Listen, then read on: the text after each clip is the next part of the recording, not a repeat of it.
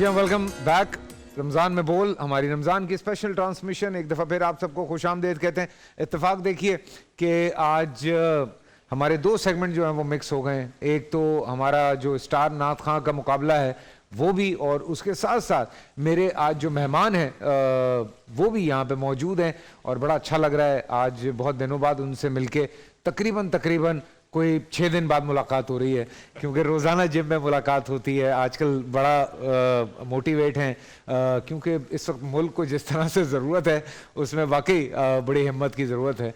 और जी हाँ, आप देख ही चुके हैं, साबिक गवर्नर हैं, बिजनेसमैन हैं, बहुत अच्छे इंसान, बहुत प्यारे दोस्त इमरान इस्माइल साहब हमारे साथ यहाँ पे। वेलकम, आपको खुशामदीद कहता हूँ।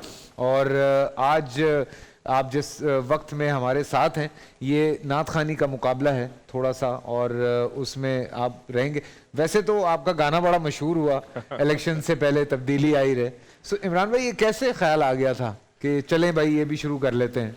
नहीं, मुझे गाने का बड़ा शौक था हमेशा से। जी। और मेरी बीवी ने हमेशा मुझे कहा कि तुमने अगर कहीं गाना गाया ना किसी महफिल में तो मैं वहाँ से उठ के चली जाऊंगी, बिकॉज तुमसे ज़्यादा बेसुरा गाना कोई नहीं गाता। ये बीवियों को ऐसा क्यों लगता है? मेरी बीवी भी यही कहती है मुझे। अच्छा, कई दोस्तों में करियोके की महफिल होती थी कि जी। उसमें भी मुझे घर से प्रॉमिस करके ले जाती कि तुमने नहीं माइक पकड़ना।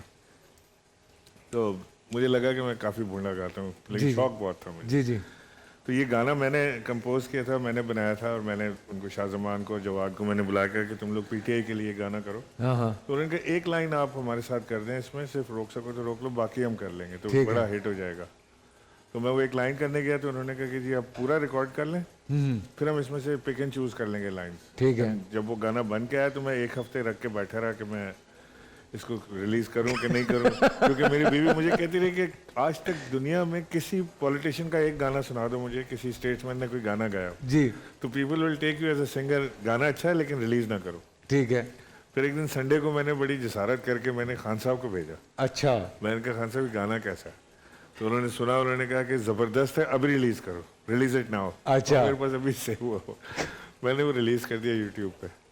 वो खान साहब ने ट्वीट कर दिया, बस वो सुपर हिट हो गया। क्या बात है! ये तो है, खान साहब जो भी चीज ट्वीट करते थे वो हिट ही हो जाती थी हमारे। वंस मैं अपनी बीवी को जो बार चीज कहता हूँ, क्योंकि हर बार वो मुझे कहती है देखो मैंने तुम्हें कहा था ना इसलिए चीज ठीक हुई है। हाँ। बस कहते देखो तुमने मना किया था, ये मैंने कर दिया, आप बताओ। हाँ। एक चीज तुमने दुनिया में ठीक की, बाकी नहीं। अपना सलमा जी, ये जो इमरान साहब हैं ये खुद खाना भी बहुत अच्छा बनाते हैं, ये आपको इल्म होगा। अभी कहने लगा था कि मुझे यहाँ के बजाय वहाँ भेजना चाहिए था।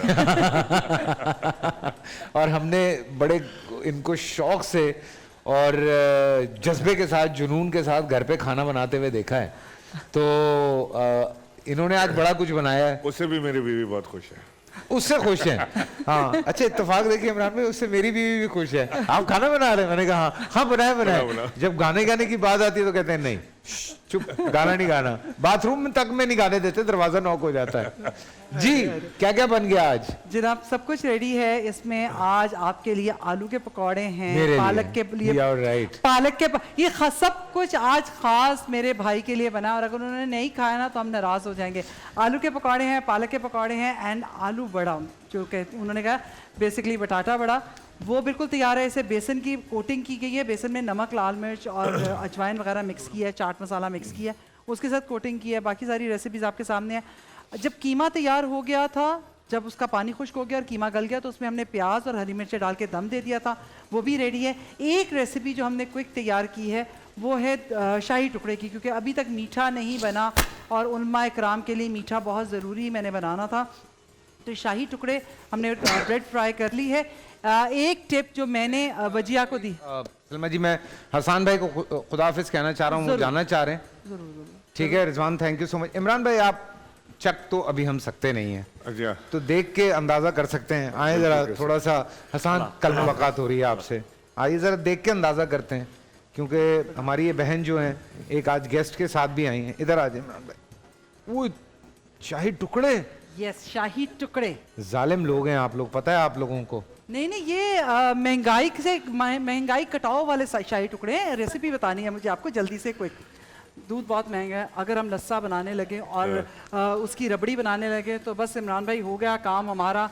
तो मैंने कहा उसको नहीं, आपने दूध को नहीं खुश्क करना, उसका तरीका सबसे आसान ये है, उसमें सूखा दूध डाल देती हैं ख़वातीन, अरे क्या ज़रूरत है, रमज़ान के दिन हैं, सबके घरों में फेनियाँ तो पक ही रही हैं। सुबह सुबह सहरी में जो आप फेनियाँ बनाते हैं उसको आप ब्लेंड कर लें शाम को दूध के अंदर ही, वो जो थोड़ी सी बची होती है उसे ब्लेंड कर लें और उसे आप खौलते दूध के अंदर मिक्स करें। आपको यकीन जाने दूध खुश्क नहीं करना पड़ेगा और ये इतना मज़ेदार रबड़ी वाला दूध बन जाएगा। और ज़्यादा पिस्ते बादाम डालने की नहीं, बस हल्का सा खोपड़ा कट करके देख रहे दिया। हैं इमरान भाई, हम हर तरह से बचत करने के चक्करों में लगे हैं। बचत और मजे का मजा। बस बिल्कुल। देखिए दस्तरखान ये पूरा मैं होना चाहिए। अफ्तारी में जरूर खाऊंगा। ये बड़ा अच्छा लग रहा है।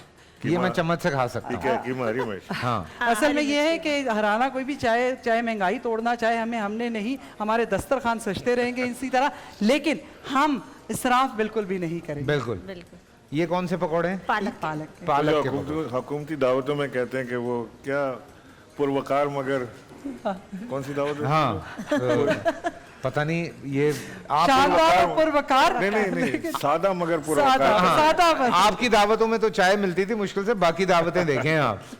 वो जी। कल किसी ने मुझे बुलाया घर पे, उन्होंने कहा कि आप आए, आपको चाय बिस्किट हम खिलाते हैं। मैंने कहा क्यों आप चाय बिस्किट खिलाएंगे भाई? हाँ। तरीके से आपकी हुकूमत थोड़ी है। हाँ, आप खिलाए जो आप खुद काटे वो खिलाएं। ये वाली बात आपने बिल्कुल ठीक है। बस जी शुक्रिया अदा करना चाहूँगी सीबो का, जिन्होंने हमें वजिया से मिलवाया। एंड वजिया का गुलशन किचन हमेशा आप याद रखिएगा। कोशिश कीजिए, ये ख़वातीन जो कोशिश कर रही हैं अपने घरों से बैठकर अपने घरों को चलाने की, जो ख़वातीन काम कर रही हैं उनका ये सहारा है बहुत बड़ा। बहुत अच्छी और बात वो है। खाना साफ सुथरा बना आपने कर सारी देंगे। रेसिपी बता दी ना? टोटल आज हमने बहुत अच्छे से, ये मुझे फीडबैक चाहिए आज का। जी जी, ये कल भी आप लोगों ने यही करना है। Okay sir. जी, ये ताकि पूरी रेसिपी जाए ना। नहीं, हमें लोग शिकायत कर रहे थे हमारी रेसिपी पूरी नहीं आ रही है। और वैसे भी इसको जल्दी जल्दी खिलाएं, जिम जा नहीं पा रहा है तो वेट बढ़ाने के लिए इसको आए उधर चले, मैं कुछ भी हो जाए मैं खाऊंगा नहीं। अगर मैं जिम नहीं जा पा रहा हूँ तो कम से कम मैं डाइट से उसको कंट्रोल करने की कोशिश कर रहा हूँ। और रमज़ान में बेहतरीन जो है वो डाइट हो जाती है। वो जो पहली बच्ची ने नाच पढ़ी थी ना, हाँ। वो हबीब अली मोहम्मद की एक गज़ल है, जो बहादुर शाह जफर की गज़ल है, जो हबीब अली मोहम्मद ने गाई थी। जी जी, शायद आपने सुनी हो, बहुत पुरानी है कि नहीं इश्क में इसका तो रंज हमें कि करार और शकीब ज़रा ना रहा। वाह वाह वाह वाह। गमे रकीब तो अपना रफ़ीक रहा, कोई और बला से रहा ना रहा। वाह वाह। और जिसका बेस्ट है ना, वो कहता है कि जफ़र आदमी उसको ना जानिएगा,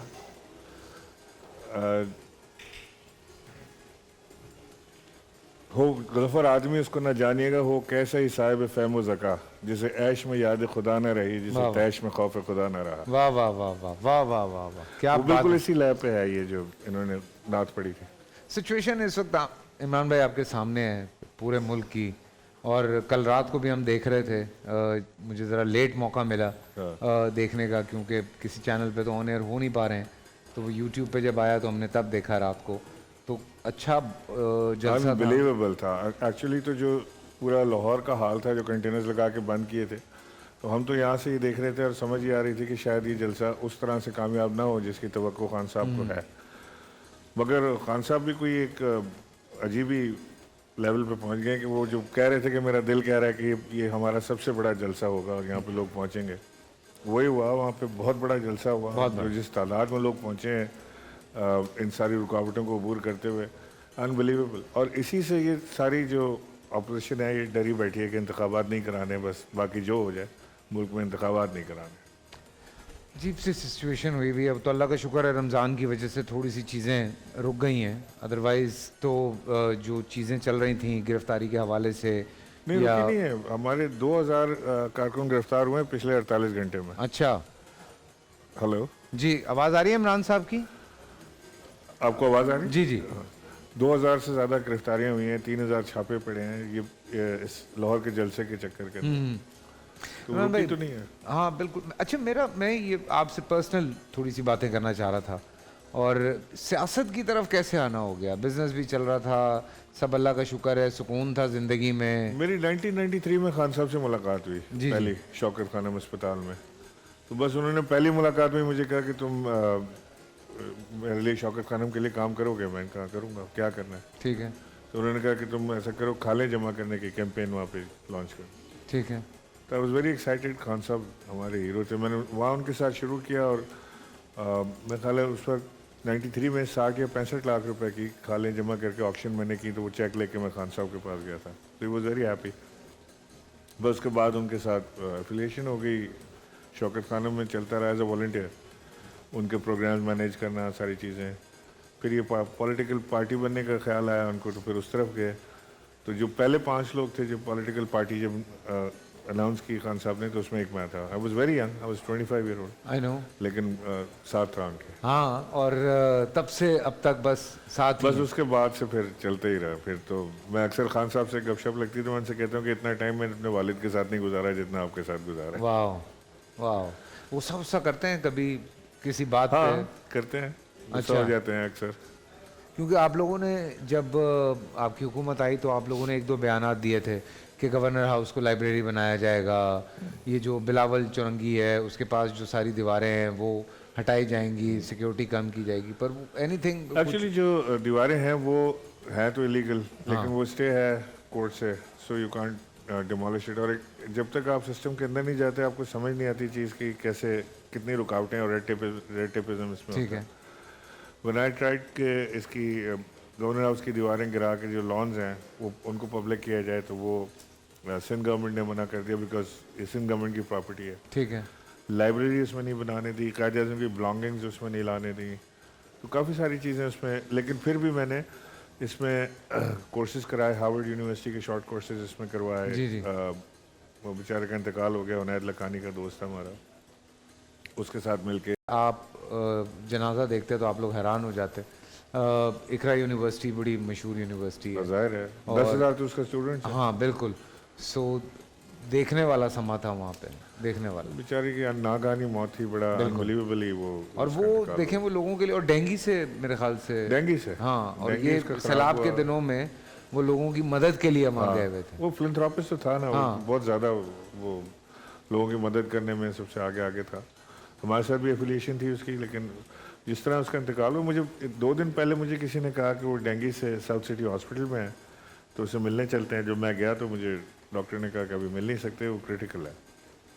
एंड नेक्स्ट डे मुझे कॉल आई कि उसका इंतकाल हो गया।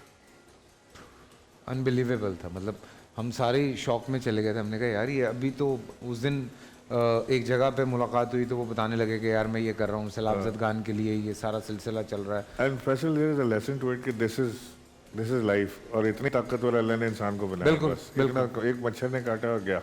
बिल्कुल। और फड़े बंदा कितनी मारता है जिंदगी में, ये कर एंज कर देंगे तो ऊंज कर देंगे, तो मत्थे रंग देंगे तो पट्टे चक देंगे। कुछ भी नहीं, इंसान की औकात ही नहीं है। कोई औकात नहीं है इंसान की, एक अगली सांस तक पे हमें जो है ना वो इख्तियार नहीं है।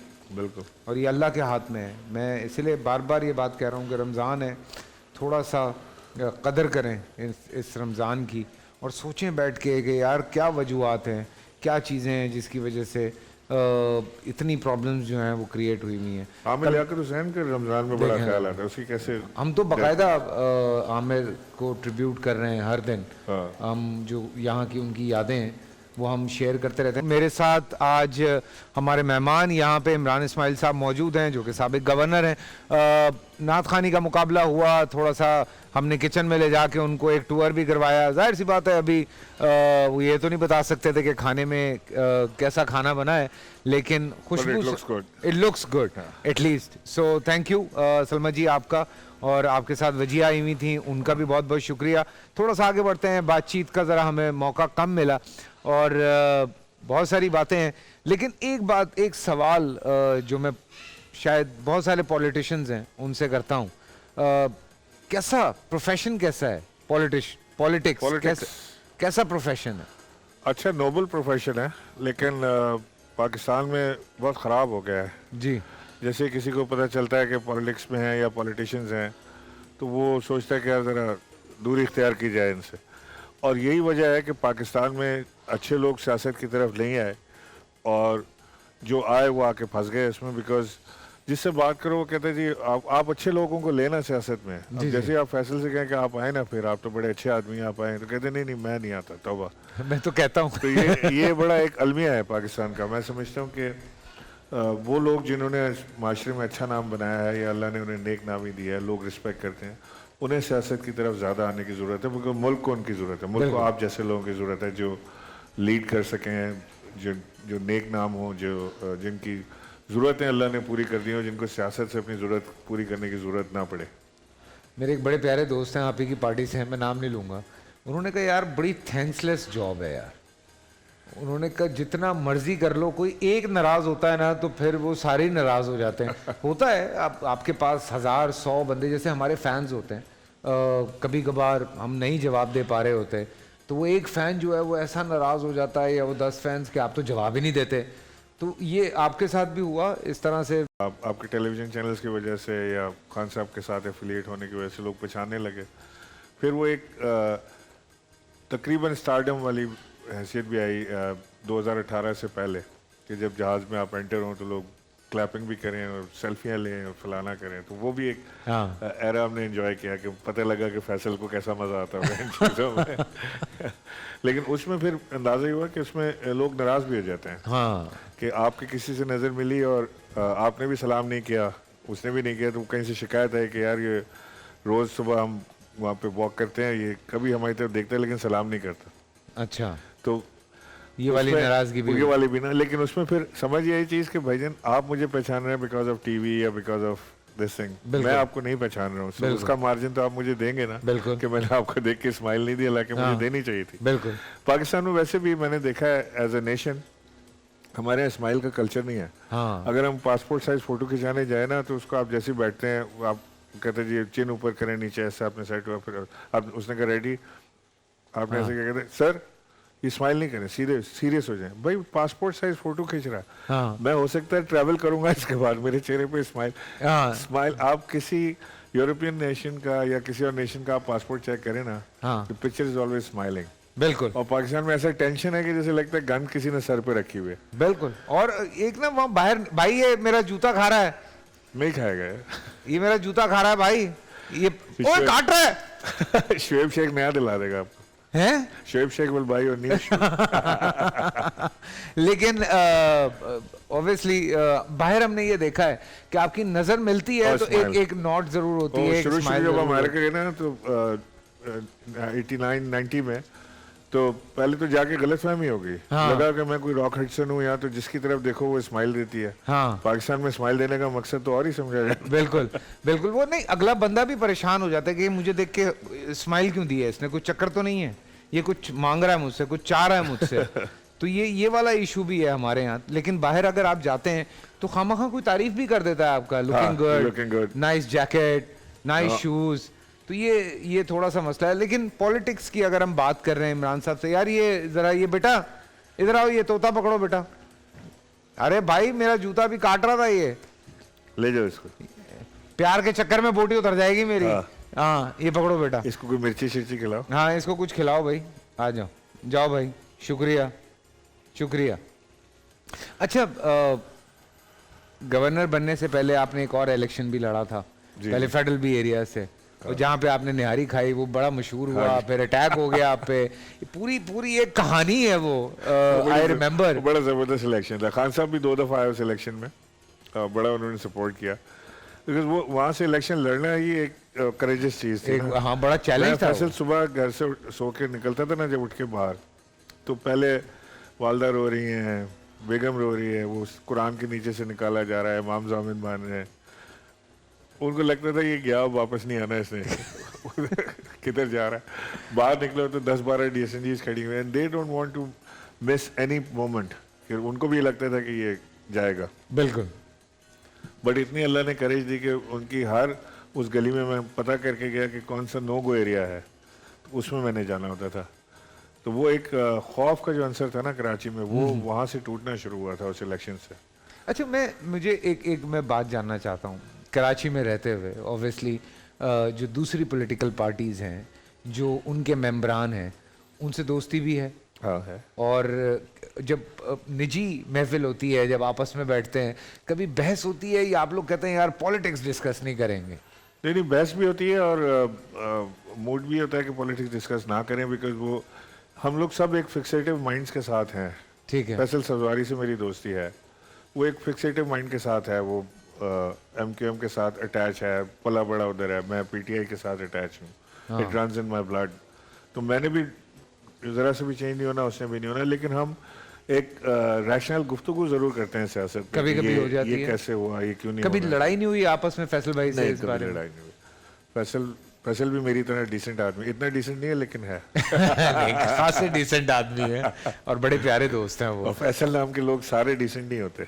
अच्छा, आप ये इशारा मेरी नहीं, तरफ तो आपको नहीं नहीं था? कह रहा, आप तो डिसेंट हैं। अच्छा, मैं डिसेंट हूँ, लेकिन हाँ चूंकि मेरी भी कुछ हमारे ऐसे पॉलिटिकल जो बैकग्राउंड से लोग हैं उनसे मेरी भी थोड़ी बहुत दोस्ती है, लेकिन कभी किसी ने जो है वो इस तरह से मुझ पे ताना नहीं कसा या कभी कोई इस तरह की बात नहीं की।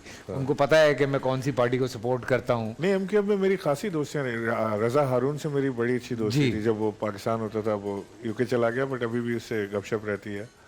वसीम अख्तर से मेरी अच्छी दोस्ती थी। मेरी ख्वाजा इजहार से अच्छी दोस्ती है। मेरी फैसल सजवारी से अच्छी हैदर भाई से, हैदर भाई से हाँ, अच्छी- हैदर भाई से अच्छी जी, दोस्ती जी। है। तो आप उर्दू में ग्रुप में हैं भी, हाँ, बिल्कुल। WhatsApp ग्रुप में, तो चलता रहता है कोई। हैं, लेकिन कभी बहस नहीं हुई, कभी ऐसे कोई सीरियस कोई लड़ाई? कभी नहीं। आप लोगों ने उसके लिए, आप लोगों ने कहा भाई ये जो बहस करनी है ये प्रोफेशनल काम ये वहीं करेंगे? नहीं, जैसे मैं जब इलेक्शन लड़ रहा था तो उसमें भी जो जिस इलेक्शन का आप जिक्र कर रहे थे उसमें बहुत ज़्यादा टेंशन थी। जी जी। तो उसमें एक दो जगह जहाँ पे मैं फंसा, पथराव हुआ, आग गिराव जलाव, आग लगी, तो फैसल केम टू रेस्क्यू में। अच्छा, हाँ, वाओ। वो वीडियो भी है उसमें, फैसल आया उधर मुझे बचाने के लिए। लेकिन जाहिर है कि उनका अपना एक माइंडसेट है, उनकी अपनी एक फिलॉसफी या पॉलिसी है जिसको वो फॉलो करते हैं। हमारा अपना है, तो देयर इज़ नो पॉइंट कि हम बैठ के लड़ें या कुछ करें। लेकिन बहरहाल वो अपनी फिलॉसफी को नहीं छोड़ते, पॉलिसी को नहीं छोड़ते। वो अपने, अब तो उनका ये भी नहीं कह सकते जो उनके कायद हैं, पर यही नहीं पता कायद कौन है आजकल। कभी मुस्तफ़ा कमाल बन जाते हैं, कभी खालिद मकबूल सिद्दीकी बन जाते हैं, कभी फारूक फैसल सत्तार भाई बन आएंगे, जाते मैं हैं। पूछूंगा जरूर उनसे। हाँ, हम तो देख रहे होंगे, हाँ, जवाब हाँ। देंगे। तो जिस पार्टी के कायद का ही नहीं पता कौन है तो वो उसकी फिलॉसफी कौन सी। नहीं नहीं, वो आएंगे, मैं उनसे ये सवाल ये भाई ये रख लें, कट निकाल के, ये इमरान इस्माइल साहब का कट चला के फैसल भाई से ये पूछा जाएगा। ये बिल्कुल, ये हम थोड़ी सी इस पर डिस्कशन जरूर करेंगे और देखिएगा वो भी हंसते हंसते इस चीज़ का जवाब देंगे। हाँ, जरूर देंगे और बहुत अच्छा देंगे। हैं बहुत अच्छा देंगे कोई ना कोई जवाब। जी। और आजकल जो अच्छा सिचुएशन, होता है आज ही बुला लेते हैं उनको। दोनों आप दोनों को साथ में? हाँ, आई डोंट माइंड, उसको भी कोई प्रॉब्लम नहीं है। हाँ, मुझे पता है, लेकिन आपका वो प्रोग्राम पूरा सियासी हो जाएगा। नहीं, ज़्यादा सियासी हो लेकिन जाएगा। उसमें कलर है ना। फैसल ऑल्सो लव शायरी, हाँ। बहुत अच्छी उसको है। उनको उसका शायरी से बहुत लगाव अच्छा है। मुझे भी बहुत शौक है। हाँ, मेरे तो बहुत सारे शोज, जब मैं मॉर्निंग शो करता था तो हम इनको एज डिबेटर में, जब डिबेट होती थी तो हम फैसल भाई को बुलाते थे। या शेर व शायरी का हमने एक दफ़ा बड़ा मुकाबला गाता भी करवाया। है।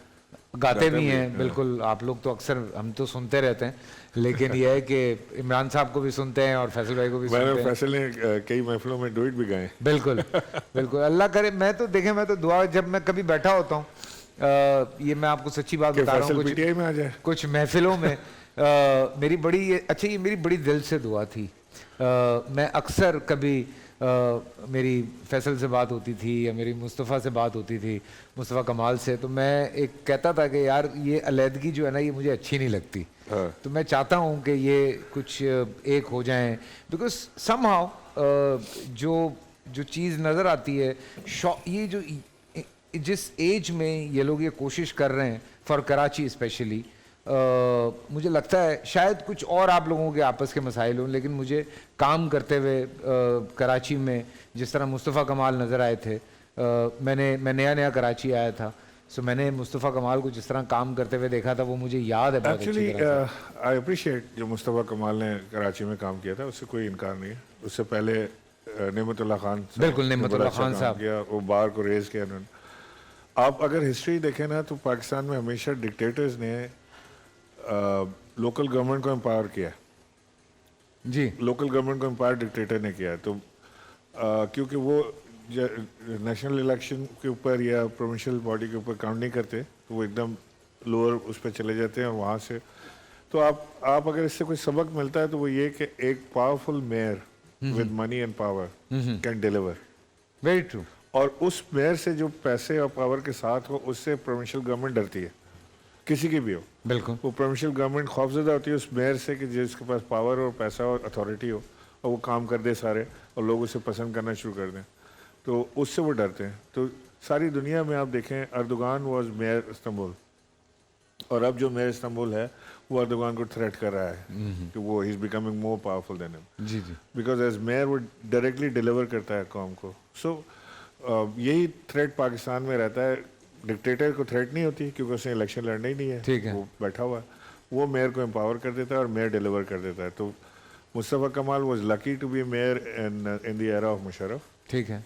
और उससे पहले इमरान भाई नेमतुल्लाह खान। बहुत सारे सिस्टम्स हैं। कल भी मेरे पास जफ़र अब्बास आए हुए थे, हम बैठे, यार ये जो मुझे मेरी आवाज़ आ रही है और इमरान भाई की आवाज़ आ रही है ना, ये बंद कर दें डायरेक्ट, मुझे बहुत, मैं डिस्टर्ब हो रहा हूँ उसमें।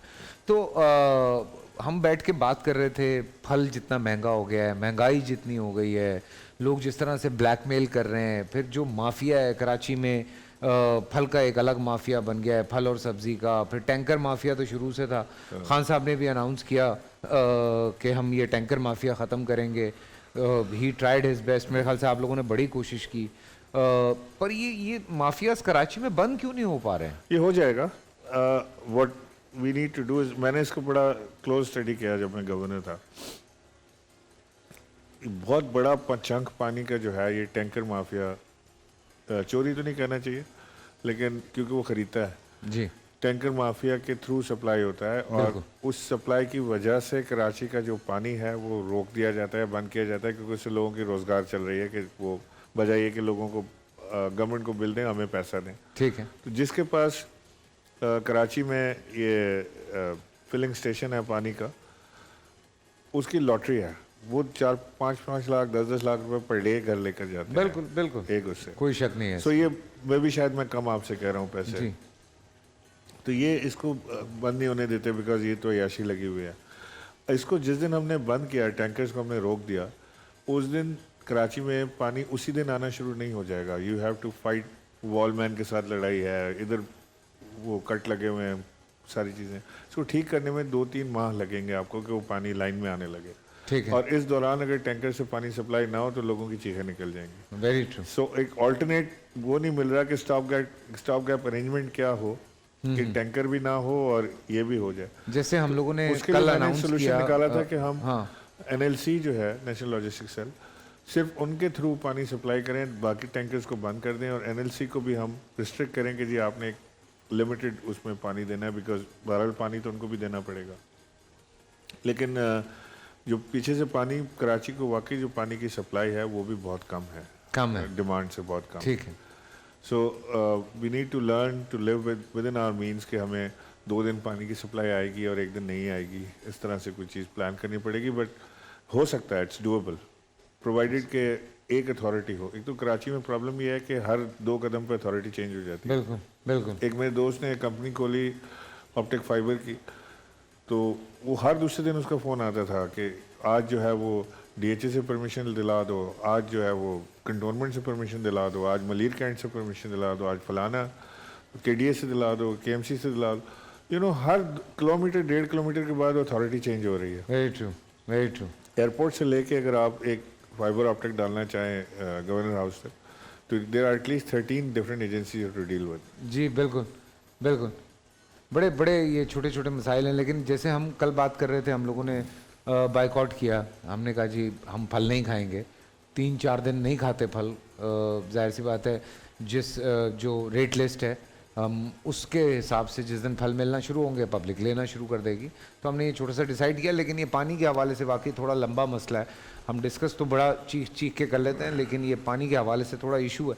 थोड़ा सा मैं पीछे जाता हूँ इमरान भाई।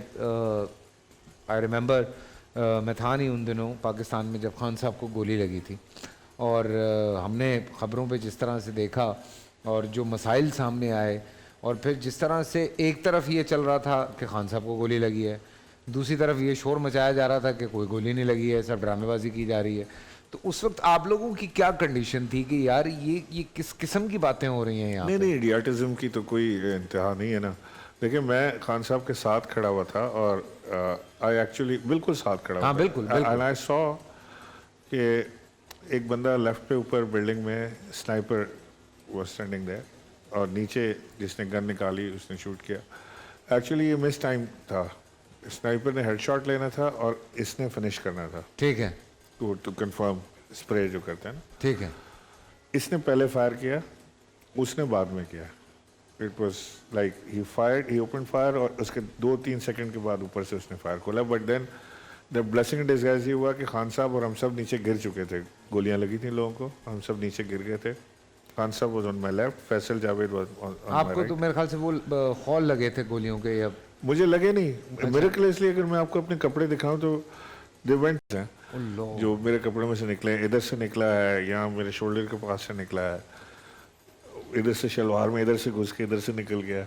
अल्लाह उस तरह से। दुआएं दुआएं। अनबिलीवेबल था। और वो दुआएं। खान साहब ने टीवी पे बताया भी, तो उसके बाद लोगों ने बड़ा मजाक उड़ाया, वो डिफरेंट तरह की गोलियां उन्होंने बना के भेजी मुझे मीम्स में कि कौन सी गोलियां निकली थी कपड़ों से। तो आई एंजॉयड दैट टू। लेकिन वो जो मैं आपको बताया था कि वो जो उस बंदे ने इधर से लेफ्ट से गोली चलानी थी खान साहब को हेडशॉट लेने के लिए, वो या वो लेट हुआ या इसने अर्ली किया, तो वो गोलियां लगी सबको टांग पे, तो लेफ्ट पे खान साहब गिरे, मेरे राइट पे Faisal Javed, and everybody was bleeding, और मेरे कपड़े पूरे खून में भरे हुए थे। तो मुझे लगा कि शायद मुझे भी कहीं गोली लगी बिल्कुल होगी। बिल्कुल। फैसल जावेद के इधर होल था, बुलेट होल, और उसको पता ही नहीं लग रहा था। वो ऐसे हाथ यूं करके मुझे कहते थे ये खून कहाँ से आ रहा है, तो मैंने उसको हाथ उसका पकड़ के मैंने कहा ऐसे इधर रख के प्रेस करो और नीचे जाओ, तो मैं गोली लगी। गोली यहाँ लगी थी? हाँ, वो शार्पनर लगा था लेकिन घुस गया था अंदर उसके। It was a hole and I could see the blood coming out like a pump, ऐसे करके निकल रहा था। अल्लाह। और खान साहब की टांग में कम से कम 3 से 4 गोलियां लगी और 14 वुंड्स थे उनकी टांग में, 14 वुंड्स। उनको उठा के नीचे लेके गए, फिर उसके बाद उनको हॉस्पिटल लेके गए। बाकी कहानी आपको जी पता जी है। बिल्कुल। इट वाज वेरी डेंजरस अब तो moment and he's 100% assassination attempt है। जो भी ये समझ रहे हैं ना कि असैसिनेशन अटेम्प्ट नहीं था, it was a warning shot, it was not a warning shot. आप कह रहे हैं एक तरफ स्नाइपर था, एक तरफ बिल्कुल। जो है वो, और राइट साइड पे भी स्नाइपर था जिसने उसका हेडशॉट लिया, जो नीचे जिसने गोली चलाई, जिससे हमारे लड़के को गोली लगी जिस। अच्छा हाँ जी। अच्छा। ऐसे ऐसे जब आप लोगों के जलसे होते हैं या मूवमेंट्स होती हैं, तो आप लोगों को एजेंसी की तरफ से वो नहीं मिलते सपोर्ट? एवरी टाइम नहीं, सपोर्ट कोई नहीं मिलती। हर वक्त आपको जैसे ही आप अनाउंस करें कि हम यहाँ से रैली करें, तो वो कहेंगे जी ये पेपर पकड़े ना, इसमें दहशतगर्दी का खतरा है। क्या? दहशतगर्दी का खतरा है। अच्छा। Every time this is normal thing to do, कि वो अपनी जान बचाने के लिए कि अगर कुछ हो ठीक जाए है। तो हम बता देंगे कि जी हमने पहले वार्निंग दे दी थी। ठीक है। उनसे पूछें सोर्स ऑफ इंफॉर्मेशन क्या है, what is your due action on this, अच्छा। कि इसमें क्या एक्शन आपने लिया। हाँ। वो जो अभी जिस इलेक्शन की आप बात कर रहे थे, तो मैं खान साहब को लेके जा रहा था, तो आई वाज ड्राइविंग, मेरे साथ खान साहब आगे बैठे हुए थे, तो डीआईजी आया, आके उसने ऐसे नॉक किया विंडो पे, तो बुलेट प्रूफ गाड़ी थी हमारी, तो मैंने इसको बोला हाँ, दरवाज़ा खोल के कहते हैं कि आप खान साहब को लेके निकल जाएं, वो सामने पीली बिल्डिंग है ना, उसकी छत पे स्नाइपर्स हैं। तो मैंने कहा आप यहाँ क्या करें, जाके उनको पकड़ें, बजाय मुझे डराने के, मुझे बाहर निकाल रहे हैं। हाँ। ये पीली बिल्डिंग पे कंफर्म है, आपको पता है कि स्नाइपर्स हैं, जाके उनको पकड़ें आप। True. You are a police, you can't ask me to leave. उनको हाँ, उनको पकड़ें जाके। जाके। तो मुझे ये जो पेपर आप देते हैं कि जी इसमें दहशतगर्दी का खतरा है, तो what are you doing about it? आपकी सीटीडी क्या कर रही है, काउंटर टेररिज्म डिपार्टमेंट क्या कर रहा है? अरबों रुपए लगे हुए हैं इसके ऊपर। Do you know, somebody told me, I have to check, कि पाकिस्तान में ये जो गवर्नमेंट का खर्चा है तालीम का, ये अब तकरीबन हमारे डिफेंस बजट के बराबर है। और हर बच्चे पे अगर आप इसको डिवाइड करें तो तकरीबन 40 से 50 हज़ार रुपये फ़ी बच्चा कॉस्ट है हुकूमत की, एक बच्चे को ये गवर्नमेंट के स्कूलों में एजुकेशन की। Can you believe it? 40 से 50 हज़ार रुपये आपके बच्चे के एक अच्छे स्कूल में कॉस्ट नहीं आती। बिल्कुल बिल्कुल। तो कहाँ जाते हैं पैसे? ये सब हवा में जाते हैं, उड़ जाते हैं। मतलब ये तो, इसको तो somebody needs to think it through, कि ये इसको तो पकड़ें। 10,000 रुपये से ज़्यादा एक बच्चे की कॉस्ट नहीं हो सकती। आज भी कितनी NGOs यहाँ पे मौजूद हैं, TCF है, हाँ हाँ आप 10,000 रुपये फी बच्चे के हिसाब से दें, लाखों बच्चों को पढ़ाने के लिए तैयार हैं और बेहतरीन एजुकेशन आपको देते हैं। बिल्कुल बिल्कुल। ग्रीन क्रिसेंट है, न जाने और कितने हाँ, सारे बहुत सारे बच्चों के हवाले से तो बहुत सारे। ये हेल्थ और एजुकेशन तो हुकूमत के इख्तियार में बस में आ ही नहीं रही। हमने हेल्थ कार्ड दिए, लोगों की इतनी हेल्प हुई है उससे। जी जी। आते साथ हेल्थ ही कार्ड इन्होंने तो बंद हेल्थ कर कार्ड दिया। इन्होंने। कितना जुल्म किया इन्होंने। बिल्कुल। आप अपनी सियासत अपनी जगह करें, ये तो बेहतरीन चीज़ थी लोगों के लिए। आप लोग तो वो और ये माइक्रो इंश्योरेंस था, हाँ, इसकी बहुत अच्छा बर्डन था भी वो। हुकूमत पे नहीं और था इतना। मुझे मेरे अपने जानने वालों में 4-5 लोगों से जब मेरी बात हुई, जब ये बंद हुआ है, तो दे कॉल्ड मी, उनको पता है कि मैं किन के साथ अटैच हूँ, तो उन्होंने कहा यार ये आप देखें इस पे कोई बात करें। मैंने कहा भाई हम बात कर रहे हैं लेकिन अब वो बंद कर दिया तो क्या करें।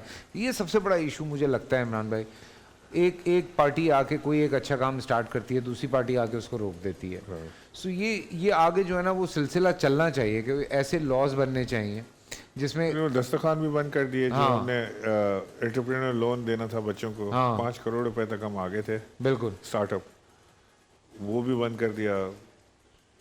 क्या देखते हैं इन कमिंग डेज क्या होने वाला है? इलेक्शन होते हैं, डिफिकल्ट टाइम्स अहेड, लेकिन I see light at the end of the tunnel कि मुझे नज़र आता है कि आगे इंशाल्लाह रोशनी होगी और हमारे जिसके लिए हमने स्ट्रगल किया आने वाली नस्ल के लिए, अल्लाह ने चाहा तो वो बहुत बेहतर पाकिस्तान देखेगी इंशाल्लाह। Thank you so much. Thank you. आप रोज़े में थोड़ा टाइम निकाल के आए हैं हमारे पास।